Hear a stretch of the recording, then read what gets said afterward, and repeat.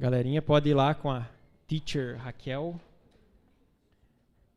Cara, é bom ou não é bom ter Jesus no coração, cara? O que é esse culto, cara? Glória a Deus. Ô, Ângelo, pega aí teu celular. Vou ajeitar meu púlpito aqui.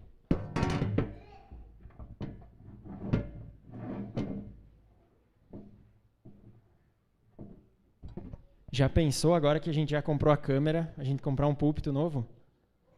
Eita glória! Um daqueles transparentes assim, sabe? Top ali, lugarzinho para botar água embaixo. Quem se sentiu abençoado aí, ó.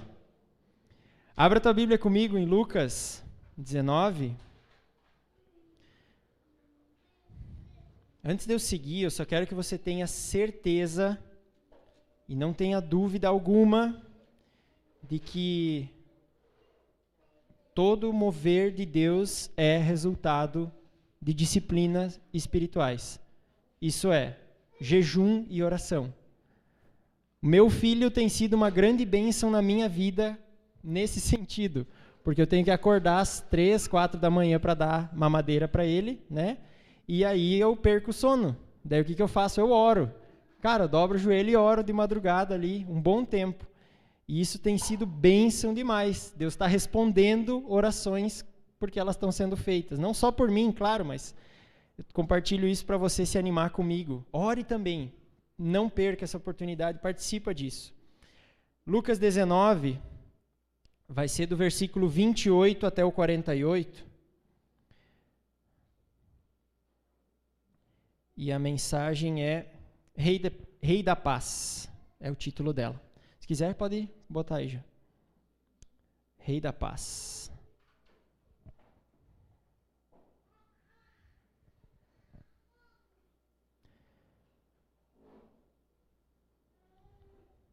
Só ver se eu vou conseguir abrir aqui o meu esboço.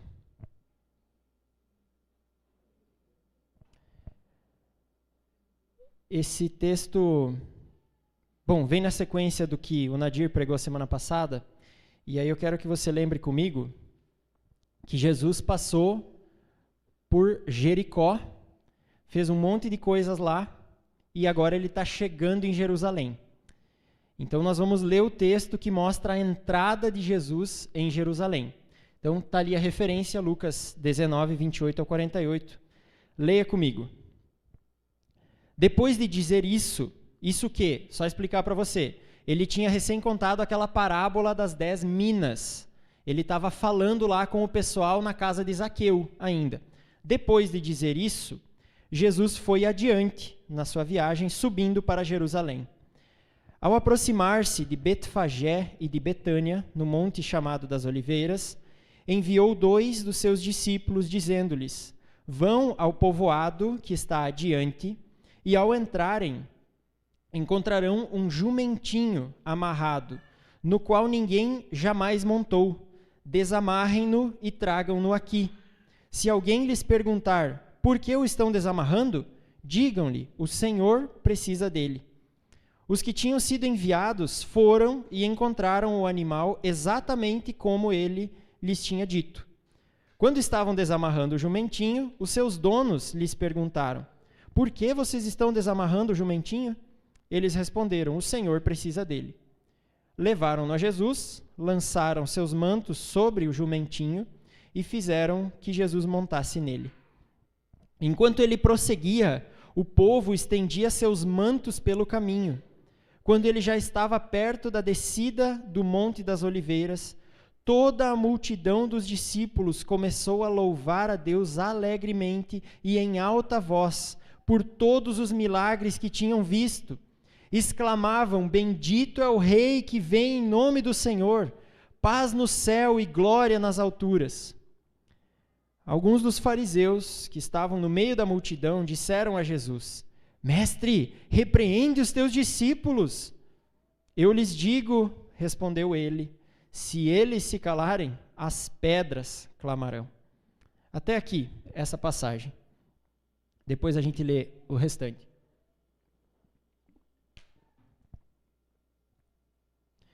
Chegando em Jerusalém, botei mapa aí porque eu sei que tem gente que gosta de mapa. Jesus começou o ministério dele ali em cima, Nazaré, veio descendo, passou por Jericó, que é mais ou menos aqui assim, e estava chegando aqui em Jerusalém. No caminho, passava pelo povoado de Betfagé e Betânia. Se quiser, eu posso mandar depois, tá, Gilmar? Daí fica mais fácil de observar e mostrar. Então, Jesus chegou por aqui, ó, estrada, caminho para Jericó. Aqui é Jerusalém, né, o mapa da cidade. Ele chegou por aqui, e aqui tem um monte, a montanha, o Monte das Oliveiras. Então, ficando em cima do Monte das Oliveiras, dá para enxergar Jerusalém no outro monte. Então, tem o vale no meio e no outro top do morro ali é Jerusalém. Então, Jesus chegou ali em Betfagé, Betânia, dava 1,5 km de Jerusalém, e ali ele é proclamado, é louvado, logo chegando em Jerusalém, ele é louvado como o Rei da Paz. Então, a gente vê o Rei da Paz se manifestando nessa passagem. A primeira parte, o primeiro aspecto que a gente vê é o Rei da Paz chegando. Então, a chegada do Rei da Paz em Jerusalém.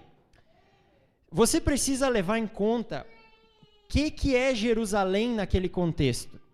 Jerusalém não é só a capital de Israel.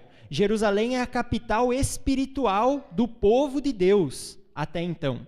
Deus habitava no templo, no Santo dos Santos, em Jerusalém. Não era em todo lugar como hoje. Então, esse significado de Jesus estar se dirigindo a Jerusalém uma última vez, porque ele sabia que antes do fim da semana ele estaria morto, ele se dirigindo para lá, chegando em Jerusalém, tem um significado muito grande. O Rei da Paz sendo proclamado ao chegar no centro espiritual da nação. E aí, eu quero que você repare comigo como é que Jesus chegou. De que forma ele chegou lá? E ali diz, ele chegou num jumento, num jegue, né? Num burrico, um filhote de jumenta, diz lá a palavra.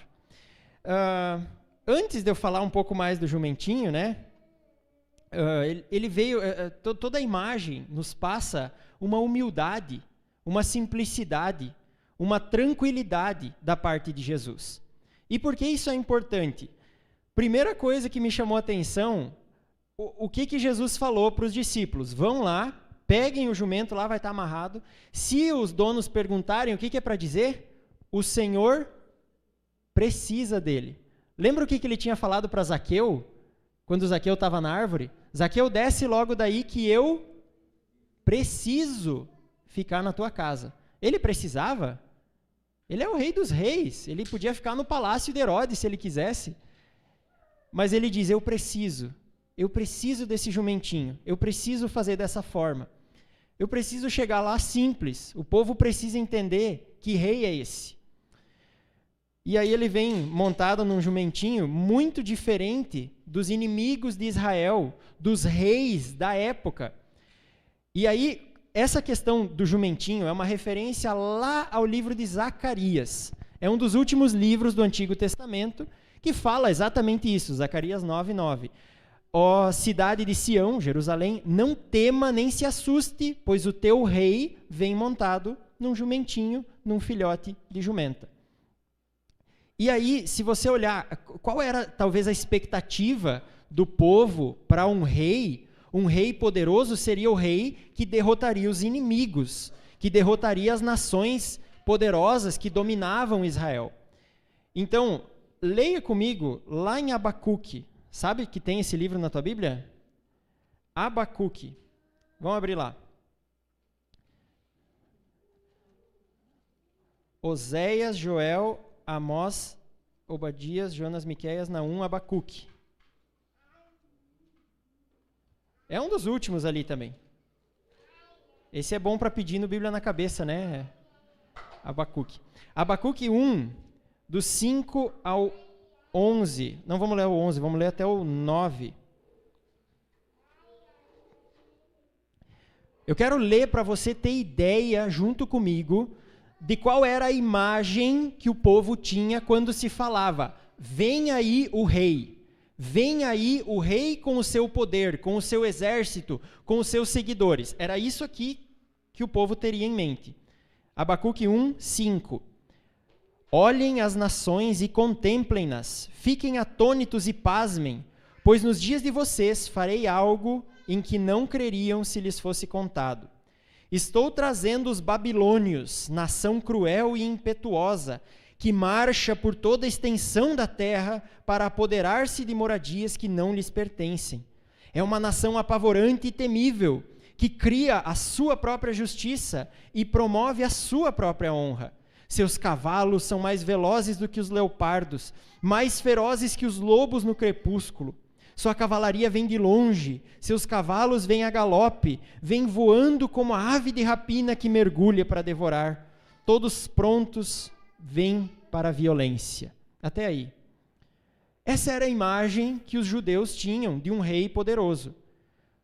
Esse aqui era um rei, era o exército inimigo dos babilônios, que tinha atacado Israel muito tempo antes.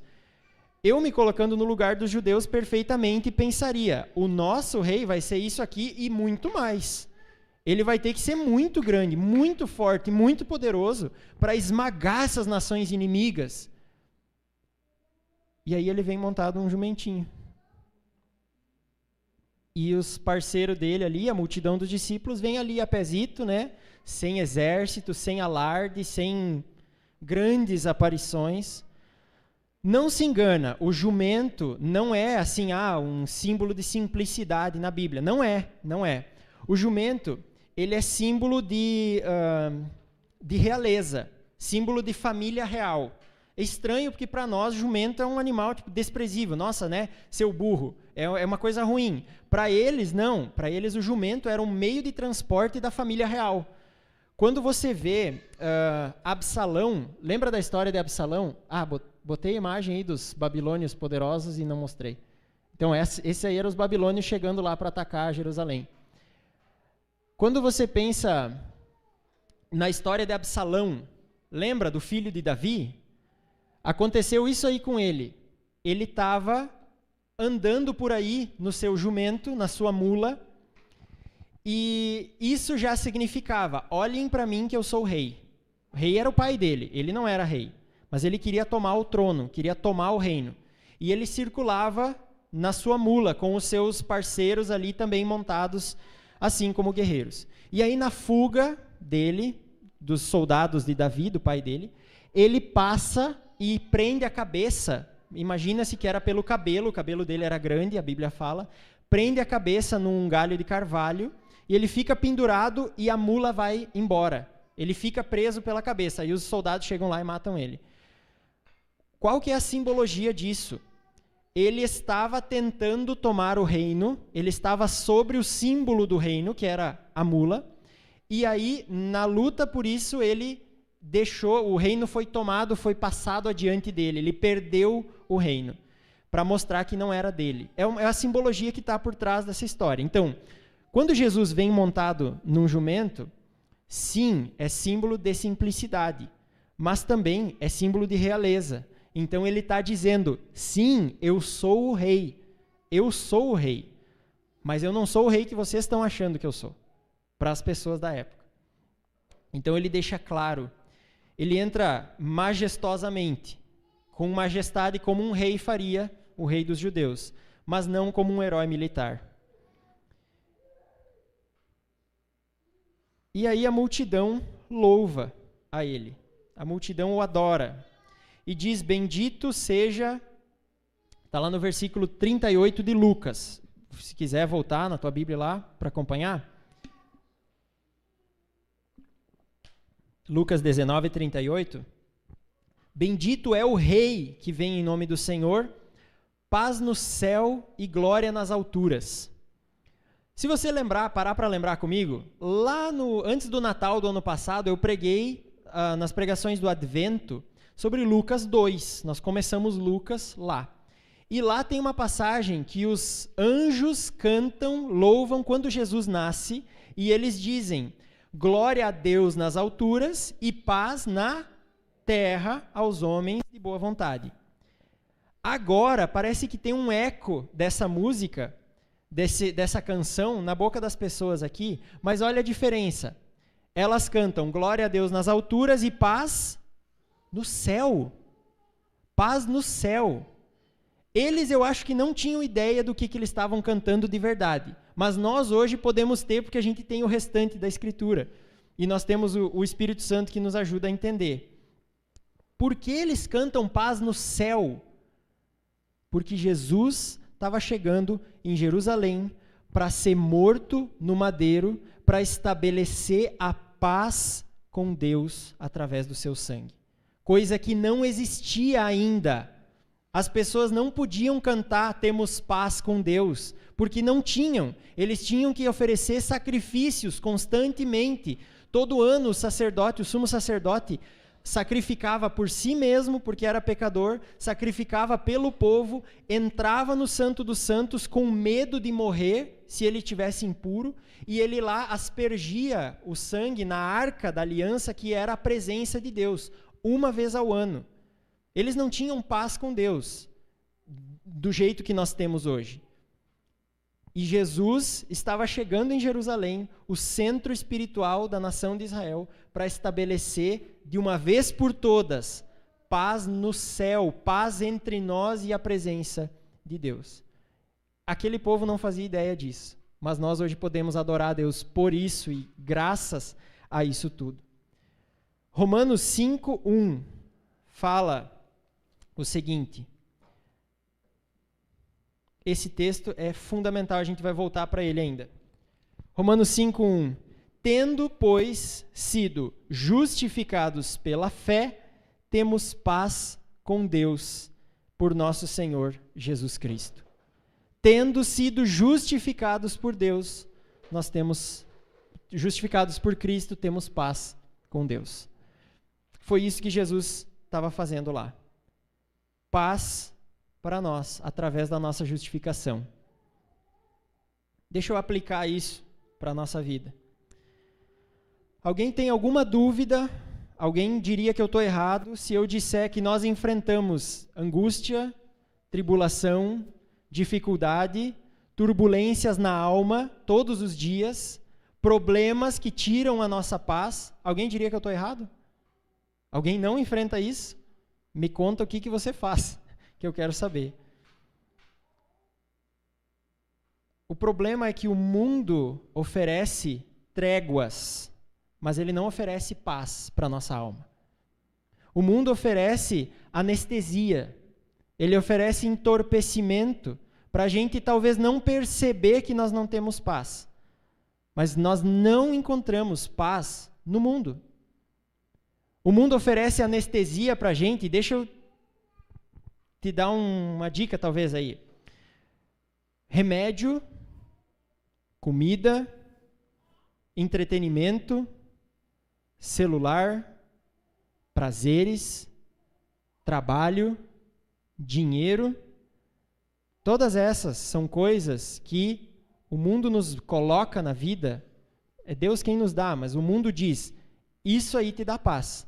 Trabalhe muito, tenha uma conta bem gorda, uma poupança grande, tenha investimentos, que você vai estar em paz. Encha-se de todos os prazeres que você quiser, contanto que não seja pecado, né? Entre aspas. Come, pode comer, não tem problema, come o quanto quiser, na hora que quiser, tudo que quiser. Satisfaça-se de todas as maneiras possíveis, daí você vai ter paz. Isso é mentira. E mentiras que nós acreditamos. Deixa eu te falar, te revelar a verdade aqui que você já deve estar suspeitando. A verdadeira paz só nos é dada pelo Rei da Paz. Escutou? A verdadeira paz só nos é dada pelo Rei da Paz. A verdadeira paz é através da justificação pela fé. Nós temos que estabelecer paz com Deus. E isso realinha toda a nossa vida, toda a nossa vivência. Então, eu posso chamar Deus de Pai e ter deleite na presença dEle através dessa paz verdadeira. Eu posso falar com Deus e ter prazer em falar com Deus através dessa paz verdadeira. Eu posso ter a calma que Ele me dá durante as crises que eu vou enfrentar, por causa da paz que Ele dá. Eu posso ser acompanhado por bondade e misericórdia todos os dias da minha vida, só por causa da paz que o Rei da Paz me dá. No fim de tudo ainda, eu posso habitar eternamente em paz com Ele, por causa da paz que Ele dá. E aí deixa eu te perguntar, Jesus é o teu Rei da Paz? Ele é o teu Rei da Paz? Porque angústia, tribulação e problemas, todo mundo enfrenta. Buscar paz, todos buscamos. Ninguém gosta de viver atucanado, viver inquieto, viver assim. Todo mundo busca paz. A questão é, quem é o rei da tua paz? Quem está no trono do teu coração para estabelecer a paz? Ou é Jesus, ou não é ninguém mais. O trono é lugar único.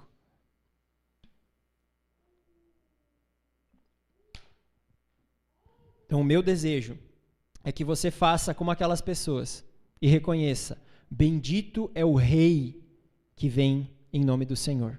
Que Ele seja o Rei da tua paz. Mas calma, isso não é a conclusão. Chegando perto de Jerusalém, chegando em cima do Monte das Oliveiras, ele estava vindo, né?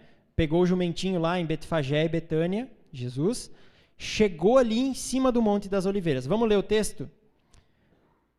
Lucas 19, do 41 ao 44. Desculpa. Quando se aproximou e viu a cidade, então em cima do Monte das Oliveiras, se aproximou e viu a cidade, Jesus chorou sobre ela e disse: se você compreendesse neste dia, sim, você também, o que traz a paz, mas agora isto está oculto aos teus olhos. Virão dias em que os seus inimigos construirão trincheiras contra você, rodearão e a cercarão de todos os lados. Também a lançarão por terra, você e seus filhos. Não deixarão pedra sobre pedra, porque você não reconheceu a oportunidade que Deus lhe concedeu. Jesus chegou lá, muito provavelmente, ele estava aqui assim, ó, em cima do monte. Então ele vislumbrou toda a cidade, né? O monte do templo ali, que era grande, enorme. Ele viu isso. E imagina só, você muito tempo depois de não ver mais, né, o lugar do seu coração. Jesus não era de Jerusalém, mas era o centro espiritual da nação de Israel. Era a casa do pai dele. Então ele chega e enxerga aquilo. E aí nós vemos uma das únicas duas passagens em que Jesus chora. Jesus chorou logo antes disso, quando ele ressuscitou Lázaro, lá em Betânia. Foi logo antes, João 11, tem isso lá. E ele chorou quando ele viu Jerusalém. E ele lembrou, ele percebeu, que pena que a cidade está perdendo a oportunidade de reconhecer o Rei da Paz. Quem dera Jerusalém entendesse, quem dera ela compreendesse e aceitasse aquele que traz a paz. Então, além de chorar, eu anotei aqui, esqueci de falar isso, aquele que tem ali, em algumas Bíblias, se você compreendesse, isso mostra uma comoção profunda. E aí então nós percebemos, vai voltar? Dá uma mexidão aí. A gente vê o lamento do Rei da Paz.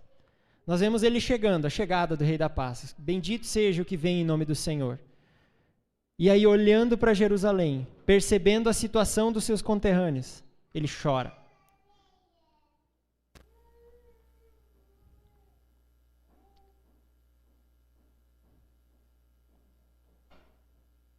Todo mundo botando pressão no Jean aí.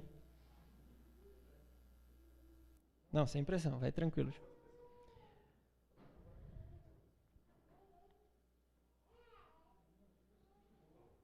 Aí... Eu vou esperar porque, né, a gente se concentra melhor daí. Aí. Boa. Eu vou botar nesse aí, o lamento do rei da paz. Então Jesus chegou lá, viu, ele percebeu a cegueira dos seus conterrâneos. Presta atenção nisso, porque isso é importante demais. Jesus, que fazia parte daquele povo, viu a cidade e entendeu, ele sabia que o pessoal não ia crer nele, que ia condenar ele ia ser crucificado, e ele chora porque ele percebe a cegueira das pessoas que não viam a ele como rei da paz. Ele falou ali no versículo 42, se você compreendesse o que traz a paz. Em outras traduções ele diz, se você entendesse, compreendesse o que é necessário para a paz, é tudo que eu queria. Mas aí eu pergunto para você, nós temos que nos perguntar, o que é necessário para a paz? O que se faz necessário para essa paz com Deus ser estabelecida? E aí eu volto um passo a mais. O que é paz? Então, até agora falando, o rei da paz, né? Estabelecer paz, Deus, Jesus, deve ser o nosso rei da paz. O que é paz? Muito além, muito mais do que a ausência de conflito, do que a ausência de guerra, do que a ausência de briga. Paz aqui é a palavra shalom, do hebraico, que significa eu sou um com Deus e um com você. Quando os judeus chegam e saúdam, shalom, eu sou um com Deus e um com você também, que é judeu, que é do povo. Então, paz significa uma sensação ímpar, uma situação ímpar de bem-estar, de salvação, de unidade. Unidade uns com os outros, unidade com Deus. Eu vi uma frase que achei muito legal. Paz não é só escapar da punição. Então, pensando no nosso relacionamento com Deus, temos paz com Deus, agora não vamos mais para o inferno. Sim, mas vai muito além disso, muito além. Paz é ter um relacionamento positivo e próximo com Deus. É ser um com Ele. Deixa eu te perguntar, tu já resolveu algum problema, uma encrenca com alguém? Acho que todo mundo aqui, né? Bateu boca ali, se estranhou, depois resolveu. Mas tu já resolveu algo sério, assim, mais grave com alguém? Na situação houve perdão, de fato resolveu, tudo bem, mas não tem mais aquele clima, aquela parceria? Sabe do que eu estou falando? Não tem mais como ser como era antes. Não é assim entre nós e Deus. Não é assim a nossa paz com Deus. Mas é o perdão completo e a reunião de todo e qualquer laço que se tenha rompido. Então essa é a paz da qual eu estou falando e da qual esse texto está falando. Para deixar bem claro, abre em Efésios comigo.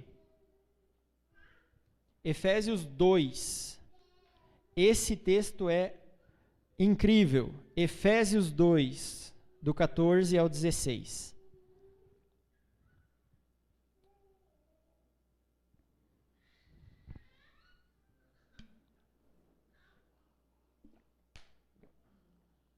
Efésios 2, 14 a 16.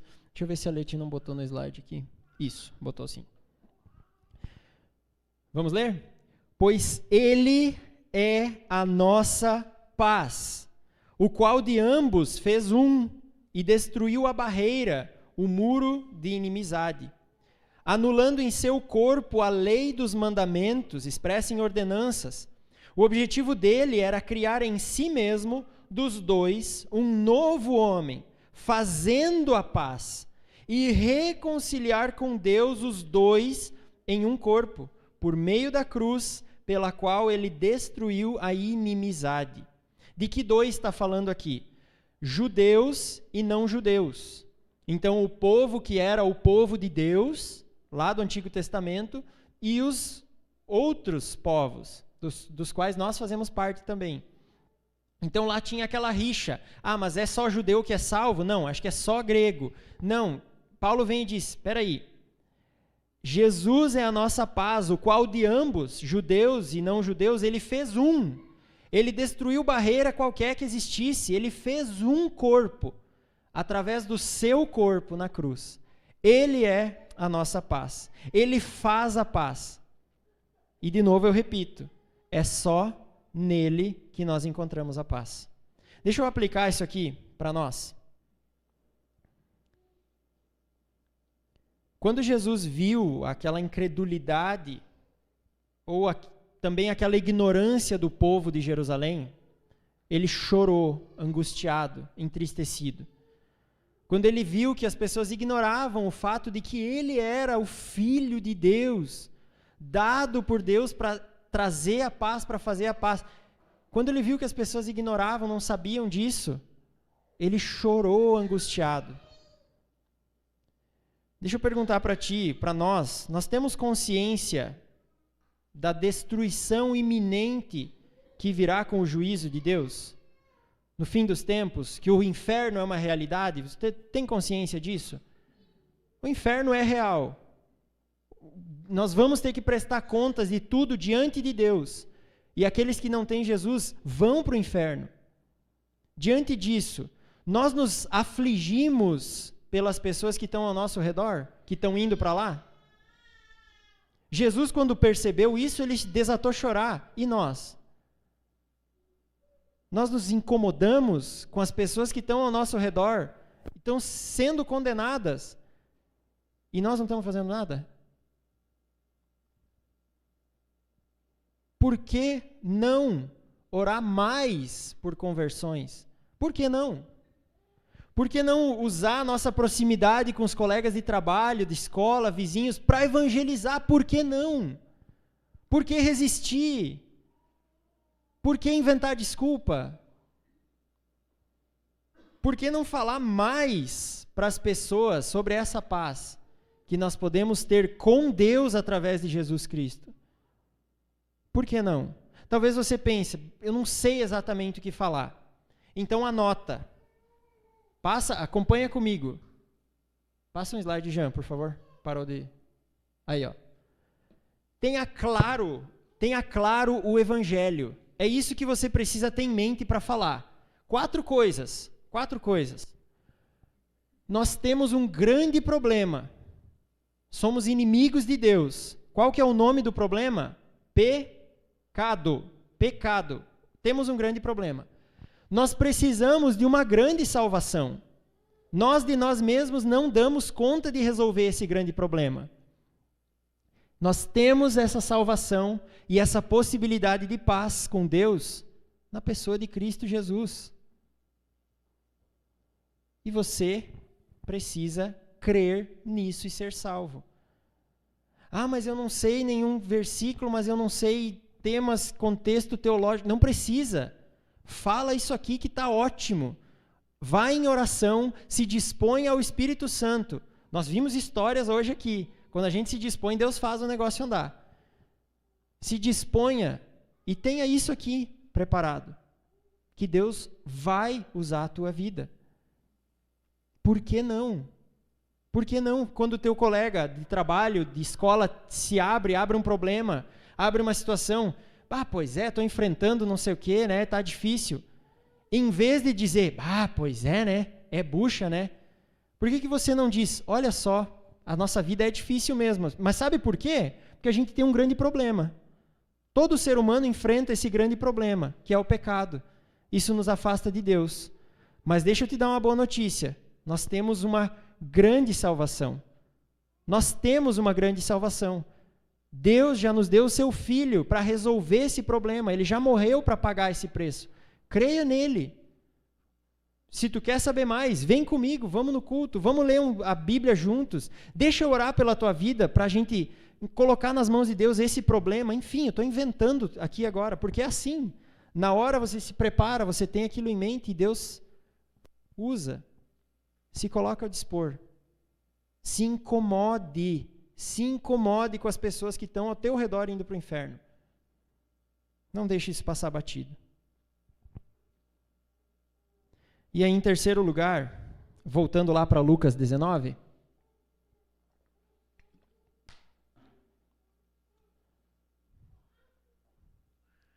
Jesus entra em Jerusalém.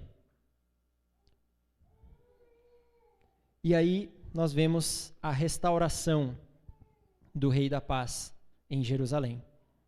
A restauração que ele faz lá. Lucas 19, do 45 ao 48. Então ele entrou no templo e começou a expulsar os que estavam vendendo. Olha comigo as fotinhas ali que a gente colocou. Eu já vou terminar o texto. Esse ali, está aparecendo o meu pointer. Aquele lá é o templo da época. Tá vendo as pessoinhas lá? Parece formiguinha. Então o negócio era grande. Não era que nem aqui, assim, um pouco maior que aqui. Era grande o templo de Herodes. E lá, ao redor, tinha um lugar com essas colunas assim, e aí lá no meio tinha aquele pátio. Ao redor ali nessas colunas e nesse pátio é que vai acontecer isso aqui, essa purificação que Jesus faz. Tenha em mente isso para construir na sua mente, aí na cabeça a cena comigo. Vamos lá, 45 de novo. Então, Jesus entrou no templo e começou a expulsar os que estavam vendendo.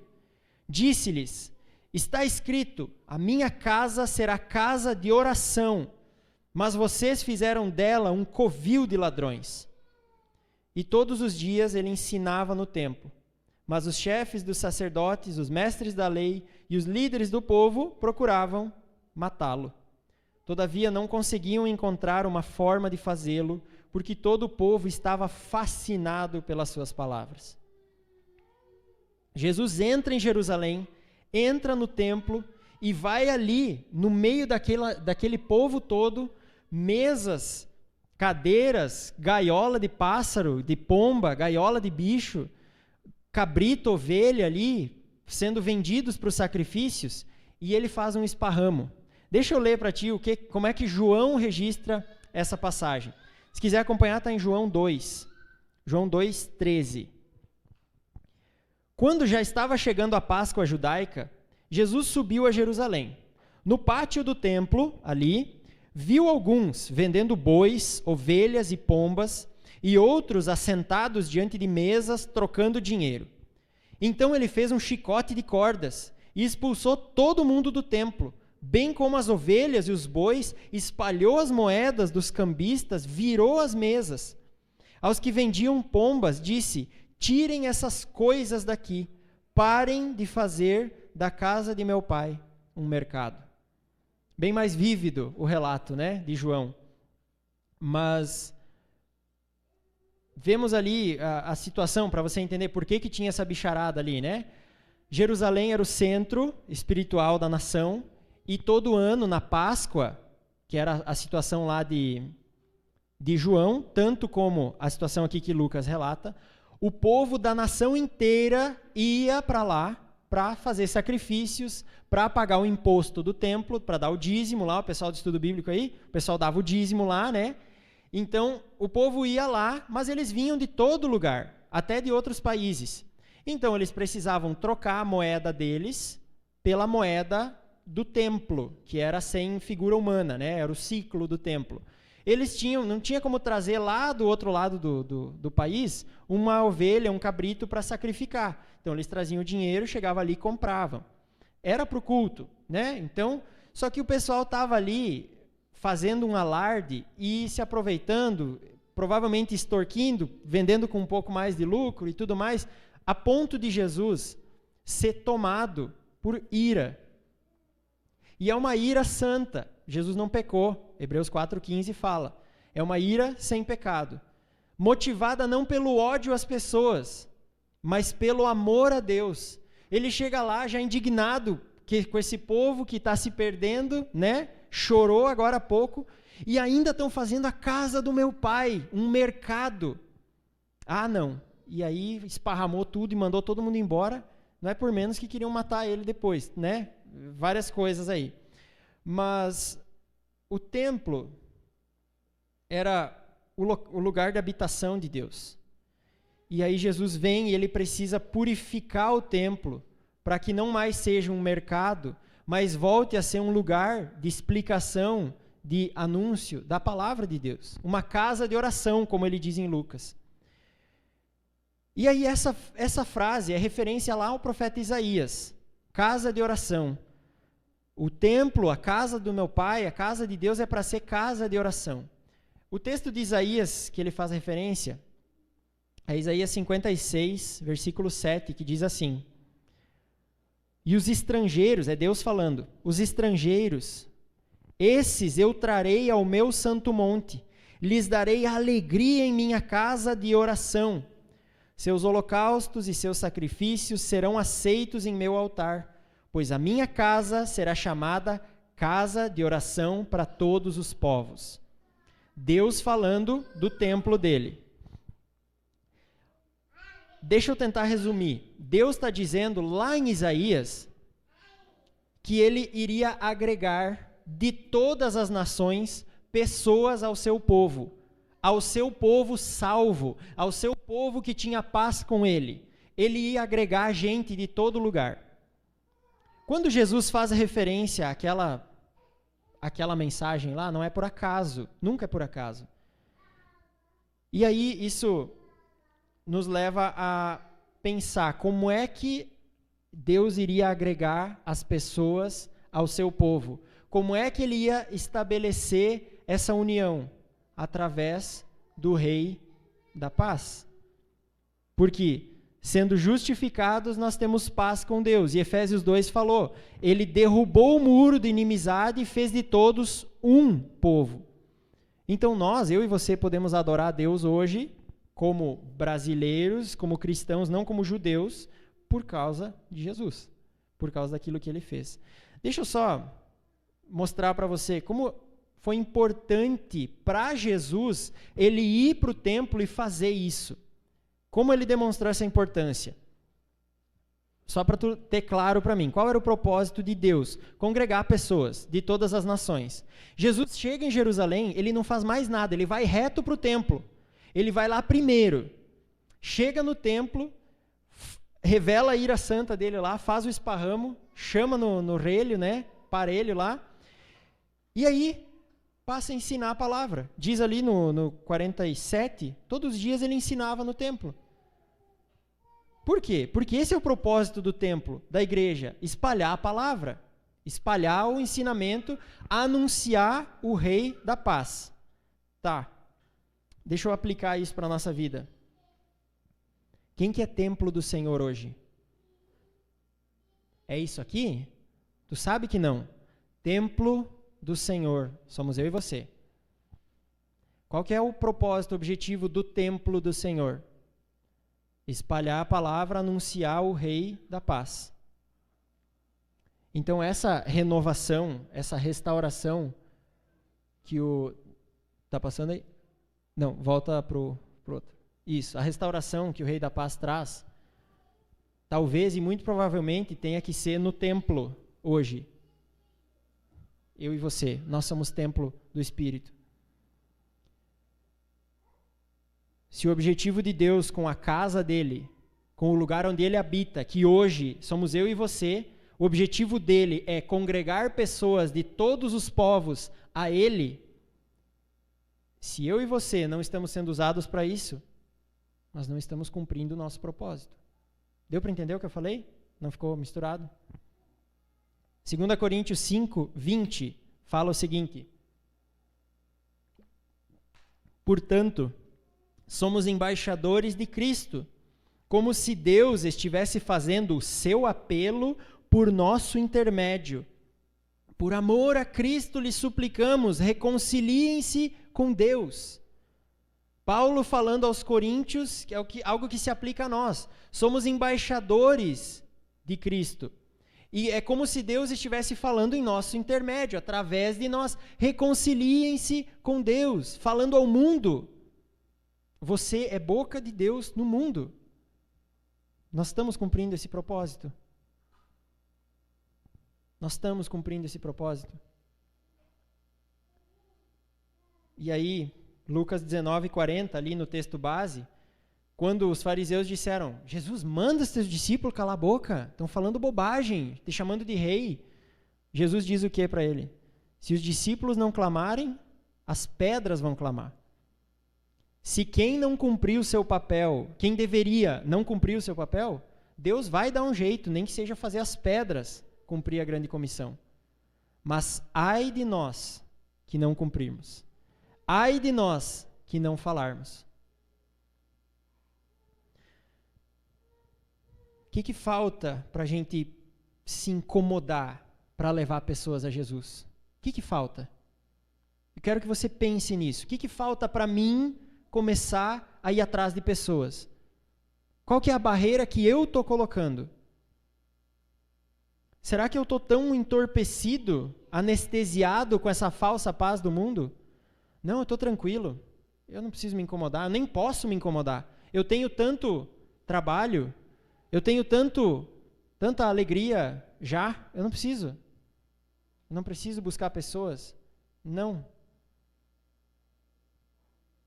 Será que a gente não entendeu ainda a urgência de cumprir a nossa missão como templo e habitação do Senhor?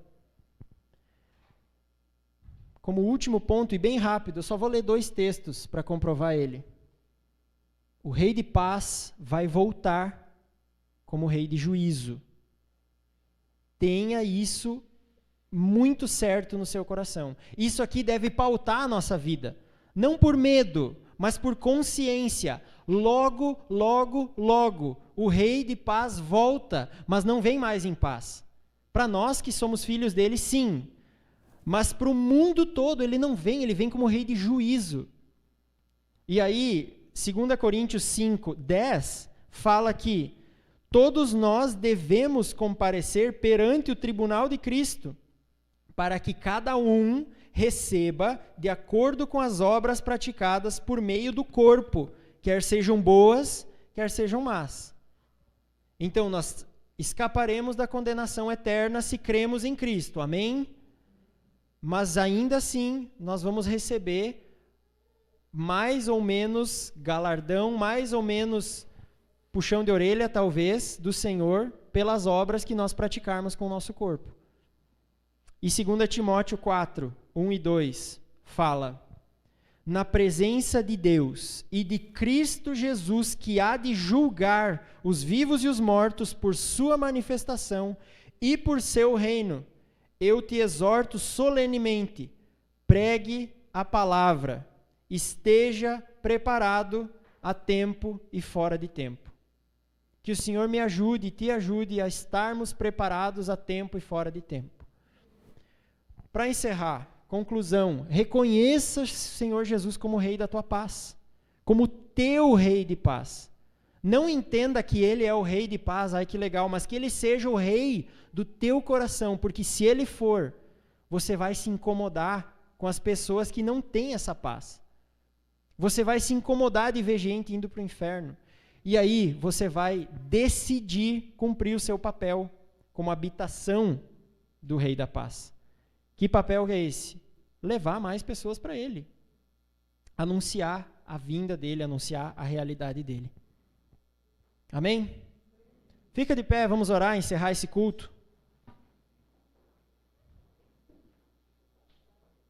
Tem mais um slide? Bota aí o slide. Acho que é isso que eu acabei de falar. Não tem problema. Obrigado, Gé. Vamos orar.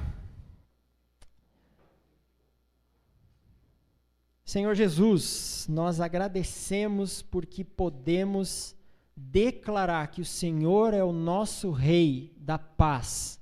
Obrigado, Senhor Jesus, porque Tu vieste, pagaste esse preço, o Senhor viveu entre nós, o Senhor sofreu muito mais do que nós, para nos dar a Tua paz. E essa paz nada pode nos dar, Senhor. Então, abre os meus olhos, abre os nossos olhos, para que a gente perceba que coisas nós estamos enfiando na nossa vida, ou estamos deixando entrar na nossa vida, que estão nos dando uma falsa sensação de paz. Talvez o trabalho, talvez a comida, talvez o celular, as redes sociais, o entretenimento, qualquer coisa, Senhor. Talvez essas coisas estão nos dando uma falsa sensação de tudo certo, mas não está. Nós temos uma missão a cumprir, Senhor. Nós somos chamados para levar a Tua palavra, para orar e clamar por conversões, para nos incomodar pelas pessoas que se perdem. Senhor, nos ajuda nessa tarefa. Nós cremos na tua presença, nós cremos que tu és Deus, que habita em nós, que está conosco todos os dias, a cada momento. Então, Senhor, nos incomoda e nos dá as palavras certas, nos mostra qual é a pessoa para quem nós temos que falar, da forma que nós temos que falar. Coloca um nome aí na nossa mente, para a gente estar clamando e orando a Ti por esse nome, essa pessoa, para que ela venha a se entregar aos Teus pés e com isso a gente se alegre. Senhor, agradecemos pela Tua paz e queremos ser embaixadores, pessoas que anunciam a Tua paz no mundo. Em nome de Jesus. Amém? Deixa eu declarar uma bênção sobre a tua vida, antes de você ir embora, que está em Romanos 15, 13. Diz assim: que o Deus da esperança os encha de toda alegria e paz por sua confiança nele, para que vocês transbordem de esperança pelo poder do Espírito Santo. Amém? Assim, vai, viva a tua semana e até semana que vem com a paz do Senhor.